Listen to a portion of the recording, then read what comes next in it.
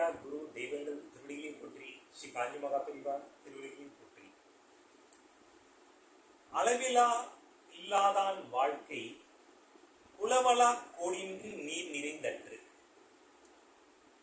உறவினரோடு மகிழ்ச்சியோட பழகும் தன்மை, உறவினரோடு மகிழ்ச்சியோடு பழகிடும் தன்மை இல்லாதவனுடைய வாழ்க்கை குளம் கரை இல்லாமல் நீர் நிறைந்திருப்பது போன்றது. குளம் கரை இல்லாமல் நீர் நிறைந்திருப்பது போன்றது.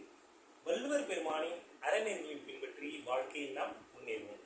ஸ்ரீ காஞ்சி மகா பெரியவா அருளிய தெய்வத்தின் குரல். இன்னொரு உதாரணம் சொல்கிறேன். என்னிடம் பல பெற்றோர்கள் குழந்தைகளை அழைத்து வந்து அவற்றுக்கு சித்த பிரமை இருக்கிறது, அது நிவர்த்தியாக வேண்டும் என்று பல பெற்றோர்கள் அழைத்து வருகிறார்கள். அவ்வாறு அழைத்து வருவதை நீங்கள் பார்த்திருப்பீர்கள்.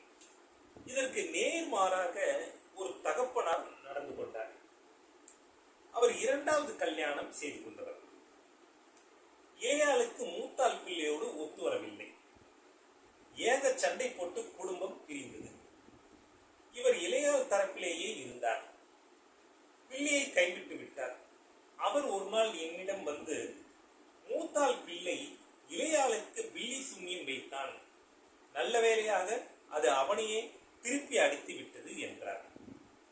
எல்லா தகப்பனார்களும் பிள்ளைக்கு சித்த பிரமை ஏற்படும் பொழுது கவலைப்படுகிறார்கள் என்றால், இவரோ அதிலேயே சந்தோஷப்படுகிறார். ஏன்? இவருக்கு அவனிடம் நம்முடையவன் என்ற சம்பந்தம் போய்விட்டது. இளையாளிடம் மட்டும் நம்முடையவள் என்ற எண்ணம் இருக்கிறது. அதனால்தான் அவளுக்கு ஆணி இல்லை என்றால் இவர் ஆனந்தப்படுகிறார். மாயைக்கு ஆளான நான் என்பதன் சம்பந்தத்துக்கே இத்தனை ஆனந்தம் இருக்கிறது என்றால், எதிலும் சம்பந்தப்படாமல் பூரண ஞானமாக இருக்கின்ற அந்த வெறும் நான் எத்தனை ஆனந்தமயமாக இருக்கும். வெல்லம் போட்டால் கசப்பு பாகற்காய் கரியிலும் சிறிது தித்திப்பு இருப்பதை உணர்கிறோம். வெல்லத்தின் சம்பந்தத்திற்கே தித்திப்பு இருப்பது என்றால், அசல் வெல்லம் தித்திப்பு மட்டுமே என்பதில் சந்தேகம் என்ன? கசப்பான துக்க உலகத்தின் நான் என்பதின் மாய கிரணங்கள் சம்பந்தப்படுகிற பொழுதே அதில் தித்திப்பு ஆனந்தத்தை பெறுகிறோம் என்றால், அந்த நான் மட்டுமே ஸ்வச்சமாக நிற்கிற பொழுது எத்தனை தித்திப்பாக ஆனந்தமயமாக இருக்க வேண்டும்.